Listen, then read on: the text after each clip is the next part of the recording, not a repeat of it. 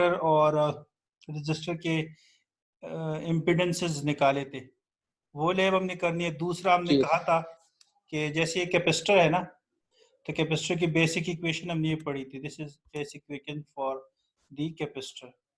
तो अगर आपके पास इनपुट v ऑफ t जो है वो हम आपके पास साइनोसाइडल या फेजल फॉर्म में हम ये लिख लेते हैं, ये हमारे पास इनपुट है Vm e raised to power j omega t plus phi, ठीक है। ये अगर हमारे पास इनपुट है, तो अगर इसको हम डिफरेंशिएट करेंगे तो ये इक्वेशन आ जाती है हमारे पास, ठीक है। और ये e raised to power j omega आपके पास कैंसिल हो जाएगा, तो I M is equal to j omega C V आ जाएगा आपके पास। अब ये j जो है this is a complex number, ठीक है। थोड़ा सा मैं रिपीट कर देता हूँ कि कॉम्प्लेक्स नंबर का आपके पास एम्पलीट्यूड और फेज आप निकाल सकते हैं। किस तरह से? लास्ट टाइम हमने इसको देखा था, ठीक है। फॉर नंबर कोई भी आप ले लें, complex number a plus iota b, ये j लेते हैं इस केस में हम, तो इसका आप फोलर फॉर्म में कन्वर्ट करते हैं तो ये होता है इसका एम्पलीट्यूड, इस रियल पार्ट का स्क्वायर प्लस इमेजिनरी पार्ट का स्क्वायर, और फेस क्या होता है? Tangent inverse b over a, ठीक है। इमेजिनरी पार्ट डिवाइड बाय आपके पास रियल है बात। Real part. अब अगर आपके पास इस तरह का एक नंबर है j ओमेगा l, अब ये कॉम्प्लेक्स पार्ट नंबर है ना, इसमें रियल पार्ट हम यूं लिख सकते हैं 0 इंटू जे ओमेगा एल। अब जीरो रियल पार्ट इसका 0 है और जे ओमेगा एल जो है ये इसका इमेजिनरी पार्ट है। तो अगर इसका आप एम्पलीट्यूड निकालेंगे तो वो क्या होगा? वो होगा रियल पार्ट का स्क्वायर प्लस इमेजिनरी पार्ट का स्क्वायर, ऐसे ही आएगा ना। तो ये आ जाएगा omega square L under L square, तो ये आ जाएगा ओमेगा एल, ये आ जाएगा आपके पास इसका एम्पलीट्यूड। इसी तरह आप इसका फेज निकाल सकते हैं, phi is equal to tangent inverse omega L divide by 0। तो anything divide by 0 is infinity, ठीक है।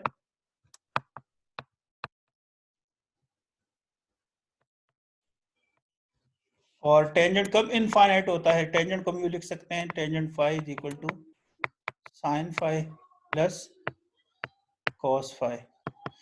कौन सा एंगल है जिसके लिए साइन 0 हो जाता है, कॉस साइन साइन 1 हो जाता है, कॉस 0 हो जाता है। तो फाई को अगर हम फाई बाई 2 ले लें तो sine pi by 2 is 1 and cos pi by 2 is 0। और भी आप ले सकते हैं मगर 0 से 2 पाई के दरमियान अगर आप लेंगे तो ये इन्फिनिटी के बराबर होता है। तो इसका मतलब ये हुआ कि पाई हमारे पास आ जाएगा पाई बाई 2 के बराबर। मतलब क्या हुआ ये हम इधर से बता देते हैं। ये आपके पास वोल्टेज है और ये आपके पास करंट है। तो करंट और जो वोल्टेज की जो कर्व होगी उसमें 5/2 का आपके पास फेज डिफरेंस होगा, ये ड्रॉ किया हुआ, ठीक है। हम इसमें कहते हैं कि कैपेसिटर में आपका करंट लीड करता है और वोल्टेज क्या करता है? लेग करता है। इसकी वजह क्या है? इसकी वजह ये एक्सप्रेशन जो हमने निकाला है, ये अभी आपको बताया, phase by 5/2 J omega L के साथ v है ना, और ये आपके पास i है। तो i और इसमें 5/2 का डिफरेंस है, इसके मतलब वोल्टेज 5/2 फेज के बाद आएगा, तो इससे पहले करंट आएगा, तो करंट लीड करेगा और वोल्टेज आपके पास क्या करेगा? ये आपके पास लेग करेगा। एक मिनट, हाँ रिकॉर्डिंग हो रही, ठीक है। तो ये आज हमने इसकी लेब करनी है। दूसरा हमने इंडक्टर के लिए पढ़ा था, तो इंडक्टर में अपोजिट था। इंडक्टर में क्या था? वोल्टेज लीड करता था, करंट आपका लेग करता था।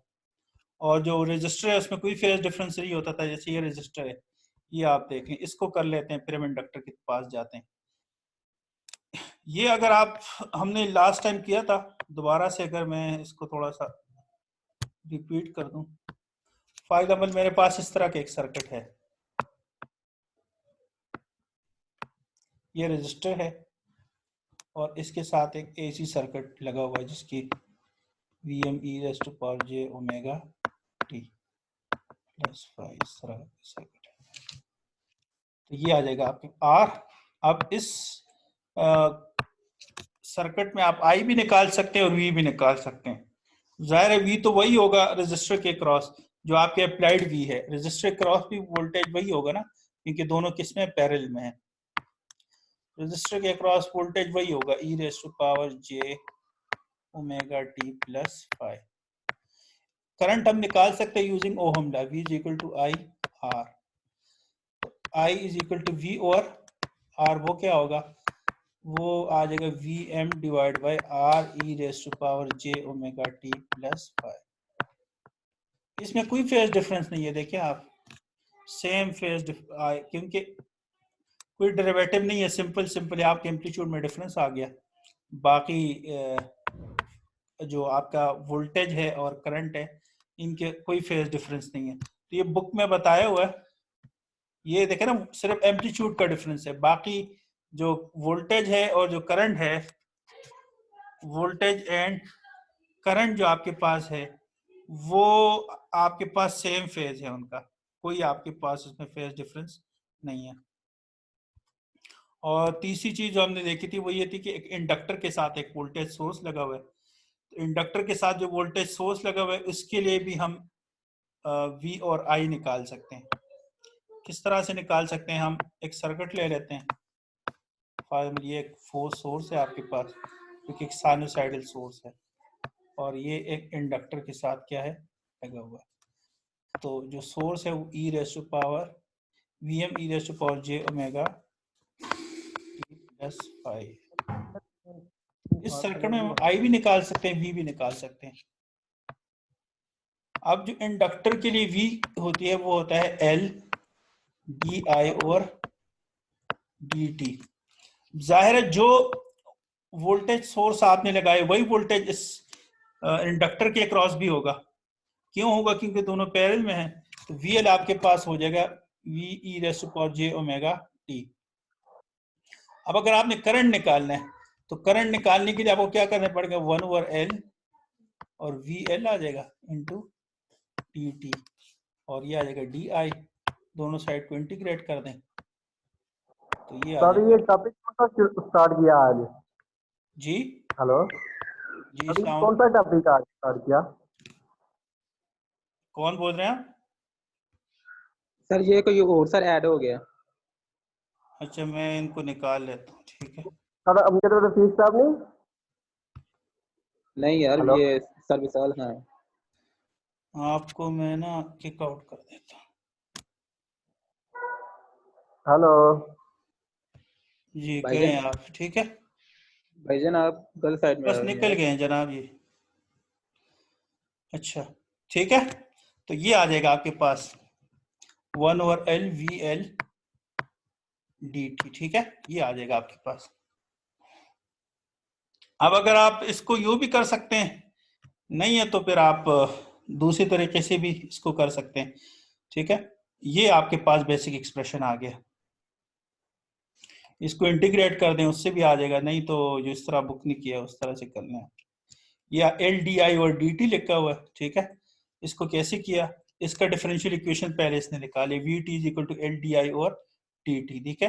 फिर उसने क्या किया है, उसने बजाय जिस तरह मैं कर रहा हूँ, जिस तरह दूसरी तरीके से हम करते हैं, क्या करते हैं हम, एक तरीका तो ये है ना, एक तरीका जो इस चैप्टर में हमने अडॉप्ट किया था वो ये किया था कि अगर आपके पास वोल्टेज ये है Vm e raise to power j omega t plus 5 है, तो हम करंट एज्यूम कर देते हैं। करंट क्या होगा, Im e raise to power j omega t plus 5, सिर्फ 5 का डिफरेंस आ सकता है, ठीक है। तो ये हम अगर आपके पास ये है तो ये आप आ जाएगा, एक वोल्टेज का डिफरेंस आएगा, एक फेज का डिफरेंस आएगा। तो अगर हम इस तरह से पुट कर दें उस इक्वेशन में कि VT is equal to L DI और DT, अगर हम उसमें पुट कर देते हैं तो ये पुट करेंगे I की value d by d t Im e raise to power j omega t plus 5, ठीक है।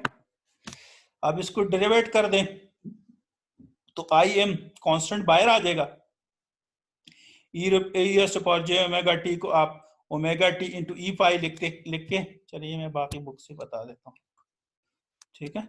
ये देखें ओमेगा टी और ई फाई, इसमें उसने क्या किया है कि ओमेगा टी को वो दोनों साइड से कॉमन करके खत्म कर देता है। यहाँ पे भी ओमेगा टी है ना आपके पास, जे ओमेगा टी प्लस फाई, तो वो क्या करता है, वो सिंपल एक काम करता है कि वीएम को लिखता है e raise to power j omega t into e raise to power j phi. इसी तरह आपके पास ये लिखता है I M e raise to power j omega t into e j phi. अच्छा ये डिफरेंस होगा फाई, इसको 1 कह देते हैं, इसको 2 कह दें, क्योंकि फेज डिफरेंस आएगा दोनों में, तो ये कैंसिल नहीं होगा, ये आपका और ये कैंसिल हो जाएगा, ठीक है।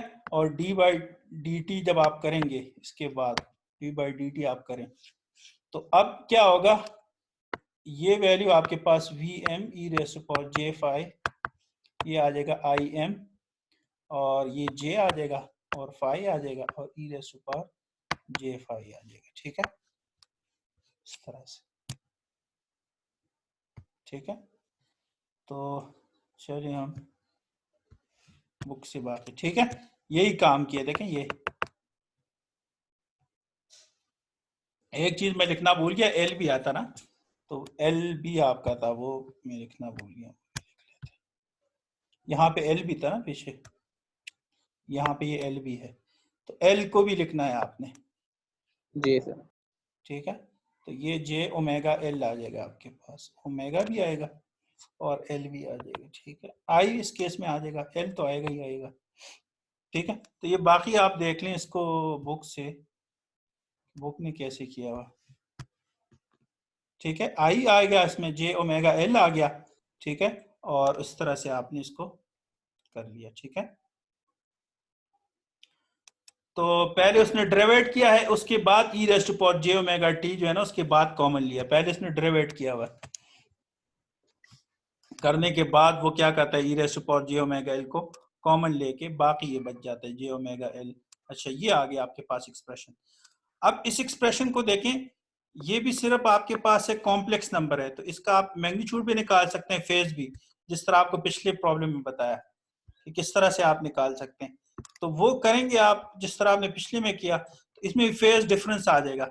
मगर इस केस में वोल्टेज आपके लेफ्ट साइड पे है, करंट आपके पास राइट साइड पे है, तो करंट लीड करेगा, वोल्टेज लीड करेगा, और वोल्टेज और करंट में 5/2 का डिफरेंस होगा, क्योंकि आपके पास करंट है उसमें 5/2 का फेज आ रहा है, तो वो वोल्टेज की 5/2 की बात है, इसलिए करंट पहले ये देखें और वोल्टेज आपके बाद में आ रहा है, देखें ना, वोल्टेज इज लीडिंग, ये वोल्टेज है, ठीक है, इंडक्टर में, और ये करंट बाद में आ रहा है, क्योंकि करंट का और वोल्टेज का एक 5/2 का डिफरेंस आ रहा है जे ओमेगा एल की वजह से, कॉम्प्लेक्स नंबर है, तो वोल्टेज लीड कर रहा है, करंट आपका लेग कर रहा है।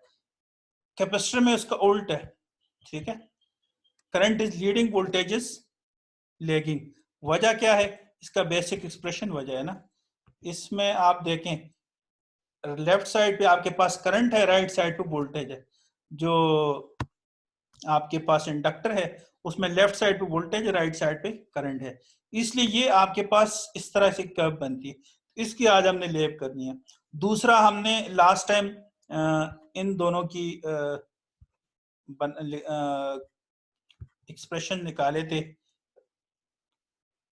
इन इम्पीडेंस के, तो वो उसका हमने देखा ना, इम्पीडेंस या एडमिटेंस को, एडमिटेंस का इनवर्स होगा, इम्पीडेंस को कैसे हमने डिफाइन किया था कि ये क्या है, बेसिकली जो आपके पास वोल्टेज और करंट है, अब इस केस में आपके पास वोल्टेज एक साइनोसाइडल वोल्टेज है और आपके पास करंट भी एक साइनोसाइडल करंट है, तो इन साइनोसाइडल वोल्टेज और साइनोसाइडल करंट का जो रेशो है, इसको हम कहते हैं इम्पीडेंस।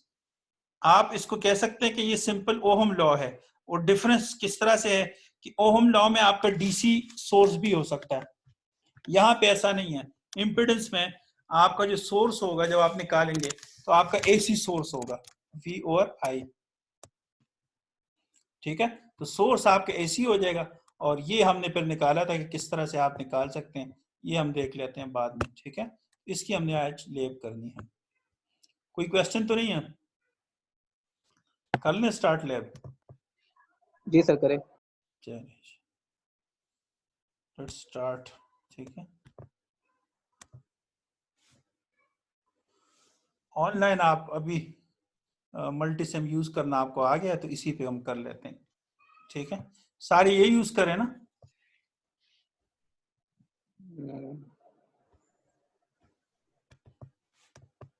बताओ यार।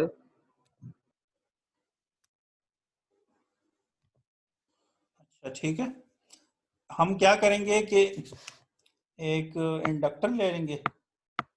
सर ये इटैलिक शेप में आ गया। सॉरी, स्क्रीन सर सारी इटैलिक शेप में होगी सर, स्क्रीन सारी इटैलिक शेप में होगी और मैं दोबारा सही शेयर नजर नहीं कर आ रहा देता कुछ हूँ। पे। एक मिनट में दोबारा शेयर कर देता हूँ। अब नजर आ रहा है आपको? जी, जी सर अब सर ठीक। अब देखें। जी सर ठीक है। ठीक है, नजर आ रहा है। चल, तो जी अब सर आप ठीक है। सर्किट इस पे बनाना आपके लिए कोई मसला नहीं है। पहले इंडक्टर की लिए अब कर लेते हैं, बल्कि इंडक्टर से पहले हम कर लेते हैं रजिस्टर की लिए, जिसमें आपके पास क्या होते हैं, इन फेज होते हैं दोनों। सर वो आपने फिर लैब आपने अपलोड ही नहीं की क्या प्लेट लेब? पर। हाँ, वो मैं करने लगा, स्लेट का इशू आ गया, मैंने आज कर लेनी थी। चलें ठीक। ठीक है ठीक है, सर। वो मैं कल कर लूंगा। ठीक है, फिर आप उसमें कर लीजिएगा। एक एसी वोल्टेज सोर्स ले लेते हैं हम। ठीक है, और एक रजिस्टर ले लेते हैं। तो अब आपको वायरिंग करना आ गई है, तो आप इसको वायर कर दें।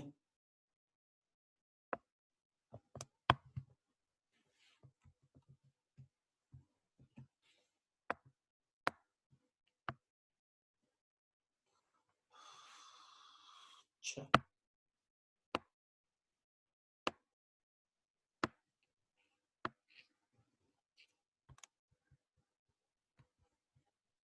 अच्छा।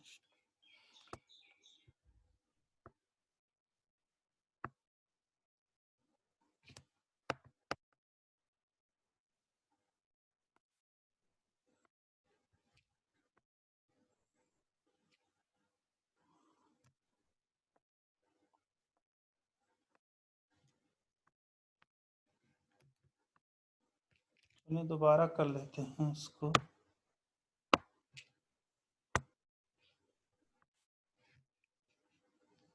ठीक है, अच्छा।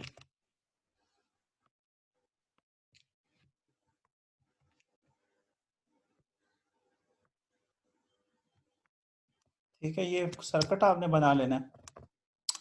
तो सर्किट बनाने के बाद आपने इस पे प्रोब रखनी है कि क्या क्या चीज़ है आपने कैलकुलेट। साथ इसके बाद क्या करें, आप ग्राउंड लगाएं।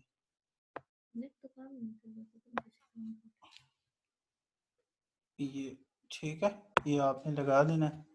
इसके बाद आप इस पे प्रोब्स लगाएं। ठीक है, तो क्या क्या कैलकुलेट, एक करंट कैलकुलेट करना चाह रहे हैं, एक आपका वोल्टेज कैलकुलेट करना चाह रहे हैं। तो एक आप लगाएं वोल्टेज प्रोब।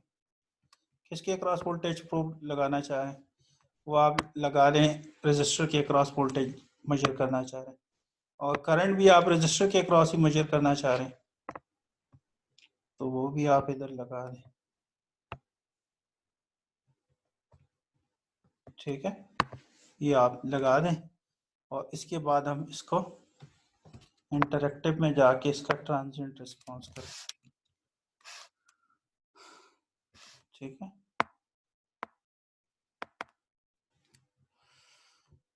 तो वो हम कर लेते हैं इसका ट्रांजिएंट एनालिसिस। स्लो है बहुत।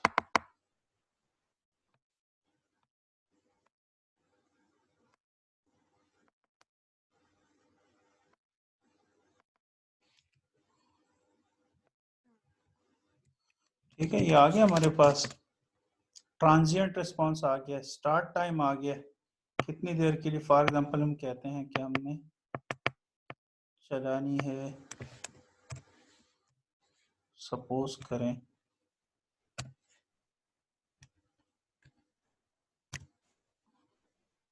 ठीक है 100 मिली सेकंड तक।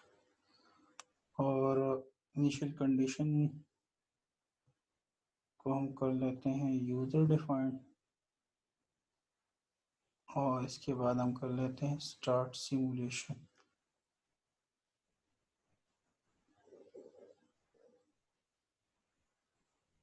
ठीक है, तो सिमुलेशन आपकी स्टार्ट हो गई है। इसमें देखें आपके पास दो चीज़ें हैं, थोड़ा सा मैं अगर टाइम कम कर दूं तो ये ज़्यादा बेहतर नज़र आ जाएगा।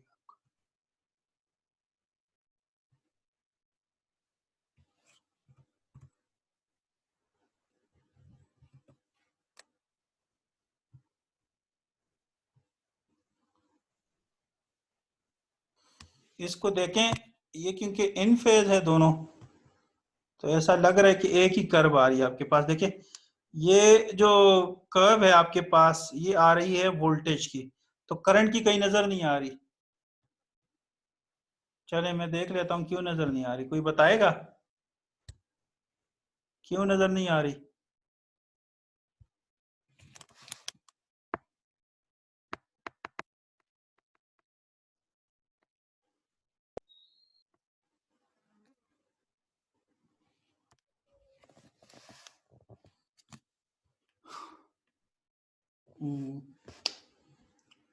Start simulation. अब आपको ये वोल्टेज की कर्व भी नजर आ जाएगी और करंट की भी आ रही है। जो डॉट्स वाली है ये है करंट की कर्व, और जो वोल्टेज वाली है वो किसकी है? वो सॉरी, जो ग्रीन वाली है पूरी लाइन वो वाली, वोल्टेज की। वो वोल्टेज की है, डॉट वाली करंट की है। तो उससे फिर आप देख सकते हैं कि आपके पास वैल्यूज क्या आ रही हैं। तो करंट की क्या वैल्यू आ रही है आपके पास, या क्या आनी चाहिए? देखें वो इधर से आपको पता चल गई। स्कीमेटिक में देखें आप, स्कीमेटिक में जब आपने लिया हुआ है 1 वोल्ट, आपने इनपुट लिया हुआ 25 ओहम आपने लिया हुआ है रजिस्टर, तो 1/25।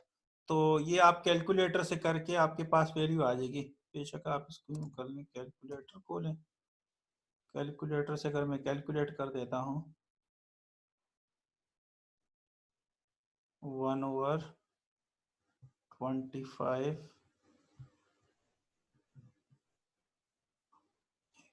1/25.5 इज इक्वल टू,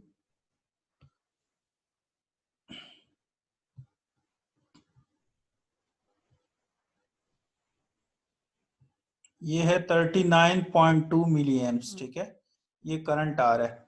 तो ये अब आप सिमुलेशन में देख लें, उससे फिर आपको पता चल जाएगा कि क्या क्या आप वैल्यूज यूज करें। दो इसमें आपके पास हैं ग्राफ्स, तो ये देखा ना वोल्टेज के लिहाज से वो कर रहा है, तो वोल्टेज पूरा 1 का 1 ही ले रहा है वो। अगर आपने करंट कैलकुलेट करना है तो पीक वैल्यू इसकी देखें आप, तकरीबन है ये है 39.156, तो वही वैल्यू आ रही है। ठीक है, मिली एम्प्स। ठीक है, ये आप इधर से भी देख सकते हैं, -39 हो जाएगा।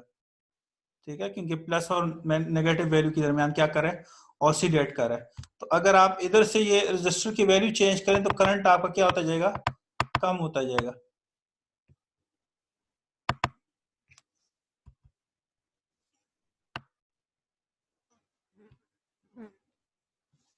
कंट्रोल जी। अच्छा,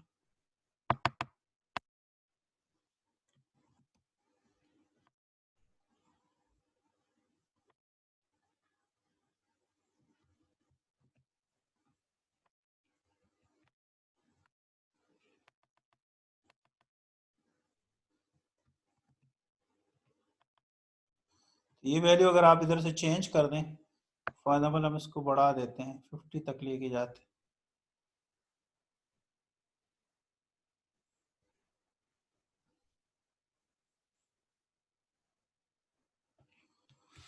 ठीक है, 50 तक लेके जाएं।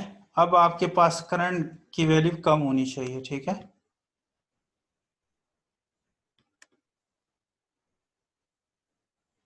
ठीक है, तो अब आपको बाजार ये लग रहा है कि बढ़ गई है। अगर आप इस पे क्लिक करेंगे तो आपको पता चल जाएगा 39 का हाफ हो जाएगी वैल्यू। ये देखें, ये 19 मिली एम्प्स आ रही है आपके पास। एक चीज आप देखें कि दोनों इन फेज हैं, कोई फेज डिफरेंस नहीं है, सिर्फ वो आपके पास एक 39 है, वोल्टेज आपके पास 1 ही रहेगा, कि जितना भी वोल्टेज है आपने अप्लाई किया हुआ है वो सारा का सारा एक ही। अगर आप 2 रजिस्टर होते तो फिर शायद ये वोल्टेज ड्रॉप क्या हो जाता, कम हो जाता। ये समझ आ गई आपको? जी जी सर। ठीक है, समझ आ गई ना आपको? चलिए, तो इसी जी सर। सर्किट को आप क्या कर लें, सेव कर लें।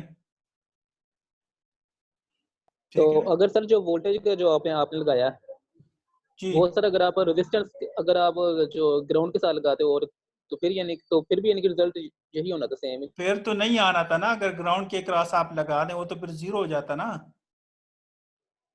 नहीं, अगर जो रेजिस्टेंस का जो दूसरी यानी कि आउटपुट है, अगर वहां पर यानी कि वोल्टेज का लगा दें तो फिर भी रिजल्ट यही होगा, सेम ही। मुझे आपकी बात समझ नहीं आ रही, दोबारा बताएं क्या कह रहे हैं। ये सर ये प्रोब जो, की, इस प्रोब की बात करें ना, जी सर। जहां तक मैं समझा आप जी ये सर, कह जो रहे हैं कि इस प्रोब को अगर मैं इधर से कहीं और लेके आता हूँ, फॉर एग्जांपल मैं ले आता हूँ इधर, ये बात करें। जी सर, इधर जहाँ पे रेजिस्टेंस के सर दूसरी जो आउटपुट है वहां पर सर। दूसरी तो ग्राउंड है ना, वो तो फिर नहीं आएगी आपके पास। जी। बात मतलब समझ फिर आई है ना? रिजल्ट ही बेशक नहीं आप आएगा। करके देख लें। उसकी वजह है ना, जी। उसकी वजह क्या जी है? सर। उसकी वजह ये है कि आप अगर इधर इधर की बात करें ना, जहां तक मैं जी सर। समझा, तो ये बेशक देख ली इस वक्त 0 वोल्ट ही रहेगा, क्योंकि विद रिस्पेक्ट टू रेफरेंस आप ले रहे हैं वोल्टेज। हाँ, अगर इसमें एक और काम कर दें आप, यहाँ पे अगर आप रेफरेंस दूसरा ले लें ना, जैसे मैं रेफरेंस लेता हूं ये वाला, फिर ये आपके पास वोल्टेज -1 आ जाएगा ना, +1 की बजाय क्या आएगा, -1 आएगा। मगर क्यों वो साइनोसाइडल है तो आपको पता नहीं चलेगा, आप बेशक चेक कर लें, दोनों तरीके से आप ठीक देख है। लें। आप सिमुलेशन रन करें, ये देखें ना, अब भी आपके पास वोल्टेज आ रहा है, मगर माइनस आ रहा होगा ना, पहले प्लस से स्टार्ट हो रहा होगा। अगर आप बिल्कुल जी सर। एग्जैक्ट स्टार्ट वाले टाइम पे चले जाएं तो वो फिर आपको पता चल जाएगा कि आपका नेगेटिव से जो है ना स्टार्ट हो रहा है। मैं दोबारा कर देता हूँ इसको, ये देखें, ये नजर आ रहा है आप लोगों को, ये माइनस से स्टार्ट हो रहा है बजाय प्लस की बजाय मान, ये देखें ना 0, जी सर। ये माइनस से स्टार्ट हो रहा है। और अगर आपने अपोजिट की उनकी प्रोब लगाई हुई है ना, वो बता रहे कि आप अपोजिट कर रहे हो। जी। ठीक है, तो इस तरह से आप कर लेना। आपका बस रेफरेंस आपका सही, क्योंकि रजिस्टर के ठीक है। क्रॉस करें तो आपका करंट के अपोजिट लगा रहे हैं तो ये माइनस शो कर रहा है आपको, बाकी तो ये कोई मसला नहीं है इसमें। ठीक है, तो इसी तरह आप दूसरी स्कीमेटिक भी बना सकते हो। इसको हम सेव कर लेते हैं।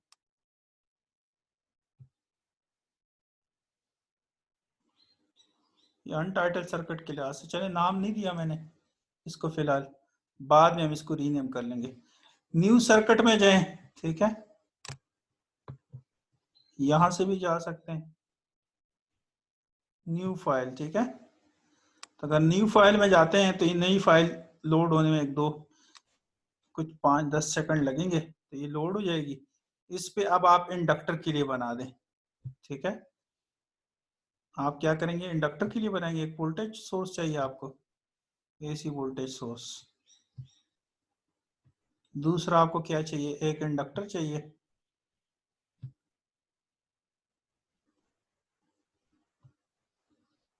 तो इसको रोटेट कर देते हैं, 1 मिली हेनरी या माइक्रो का ले लें, चलिए बाद में हम चेंज कर लेंगे इसकी वैल्यू, ग्राउंड ले लेते हैं। अच्छा, और इसको कनेक्ट कर देते हैं।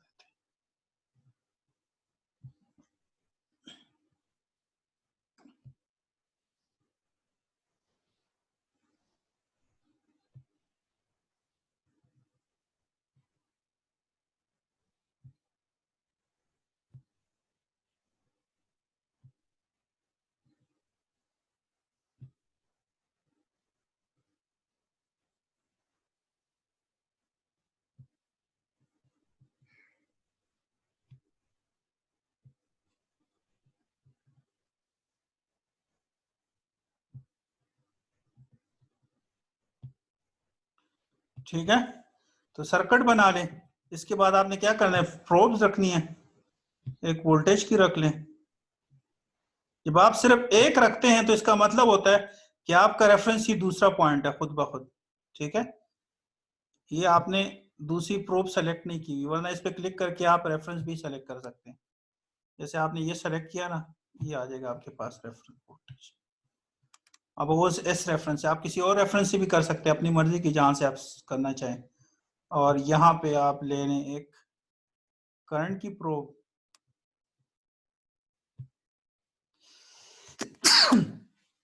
तो चलें थोड़ा सा अगर मैं इसको चेंज कर दूं, इसकी वैल्यू को,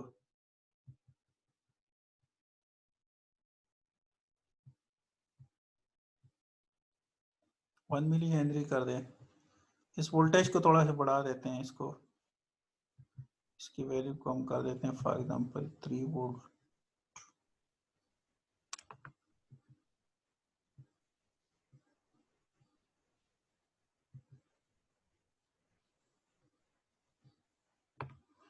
ठीक है, इसके बाद आपने क्या आना है, ट्रांजिएंट सेलेक्ट कर देना है। इसके बाद आपने सिमुलेशन टाइम सेलेक्ट कर लेना है, फॉर एग्जांपल हम कर देते हैं 10 मिली सेकेंड कर लेते हैं। इनिशियल कंडीशन सेलेक्ट करनी है, इसको हम कर देते हैं user defined.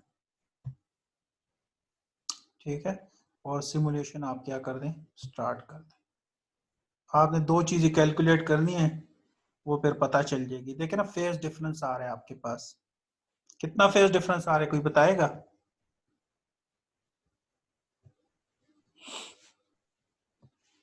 Ji, exact pi by 2 का डिफरेंस नहीं आ रहा। हमने पढ़ा जी था ना सर। 5/2 आ रहा है, तो 5/2 कैसे है, उससे थोड़ा सा ये ज्यादा आ रहा है। समझ आ रही है ना? 5/2 तब आता जब इसकी ये पीक आती और इसका ये 0 आता। ठीक है, तो ये बिल्कुल 5/2 ही आ रहे, देखा ना, ये देखा ना, इसका 0 है, ये 5/2, ये पीक है और इसका 0 है। ये एग्जैक्ट 5/2 का डिफरेंस आ रहा है आपके पास। ठीक है, क्योंकि जब इसका, ये देखा ना, इसका 0 है और ये इसका क्या है, पीक है। तो एक आपके पास करंट है, एक आपके पास वोल्टेज है। तो जो आपके पास डॉटेड है वो करंट है, और जो आपके पास सिंपल है वो आपके पास वोल्टेज है। अच्छा, हम थोड़ा सा देखना चाह रहे हैं कि अगर मैं इंडक्टर की वैल्यू चेंज करूं तो क्या कोई इफेक्ट पड़ेगा? अगर हम इस इंडक्टर की वैल्यू क्या कर दें, चेंज कर दें, फॉर एग्जांपल 10 माइक्रो कर दें, और दोबारा से सिमुलेशन चलाते हैं, देखिए ऑलमोस्ट आपका उसी तरह का आ रहा है। ठीक है, तो ये 5/2 का, ये देखें ना, अब इस केस में देखें, वोल्ट आपका वोल्टेज लीड कर रहा है और करंट लेग कर रहा है ना। देखें ना, वोल्टेज लीड कर रहा है और करंट आपका लेग कर रहा है। ये अभी हमने थोड़ी देर पहले देखा, जब हम देख रहे थे, बुक से मैं बता देता हूं ना, ये देखें, ये इंडक्टर है, ये देखिए वोल्टेज लीड कर रहे, करंट आपका लेग कर है, और 5/2 का ही डिफरेंस आ रहा है आपके पास। ठीक है, तो ये आपने देखना है। देखा ना, कैसे पता चला, जब इसका पीक है तो इसका ये 0 है, जब इसका ये पीक आ जाएगा इसका ये 0 आ जाएगा, ये निशानी है। तो ये आप उधर से भी चेक कर सकते हैं। इसको और क्लियर, अगर आप इसका सिमुलेशन टाइम कम कर दें तो शायद ये और क्लियर आ जाए। यानी अगर मैं इसको कर देता हूं,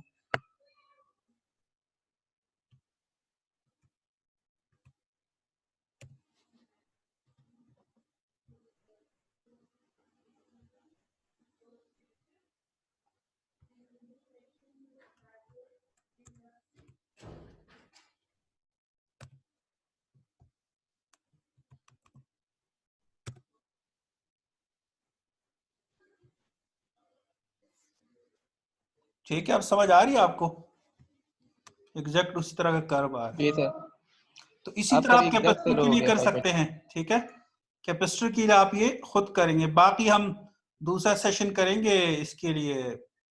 कैपेसिटर तो आप खुद कर लेना, इसी तरह का आपने काम करना है।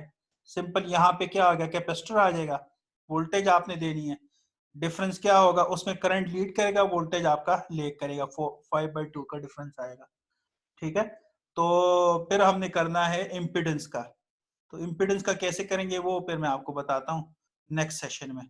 ठीक है, तो 1-2 मिनट है, किसी ने कोई ठीक सवाल है। पूछना है तो कर लें। तो सर ये जो आपको रिजल्ट करना चाहें तो वो ये भी सर इंक्लूड होगा भी, रेजिस्टेंस और इंडक्टर का भी रिजल्ट?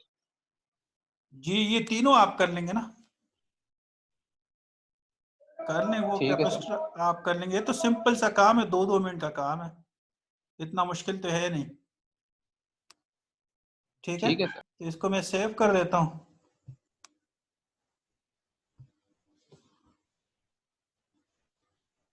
इसको हम सेव कर देते हैं, इंडक्टर।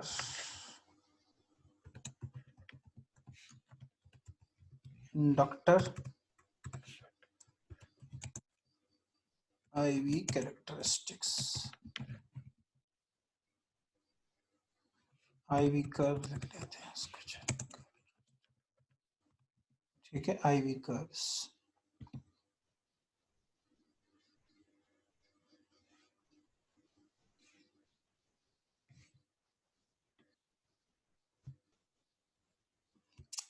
ठीक है, तो आप कैपेसिटर का कर लीजिएगा, बाकी हम दूसरा सेशन करेंगे स्टार्ट, कोई 10-20 या 25 मिनट बात कर लेते हैं, तब तक आप वो कर लें, तो फिर मैं आपको बताता हूँ इंडक्टर का हमने कैसे करना है। ठीक है। ठीक है, चलिए।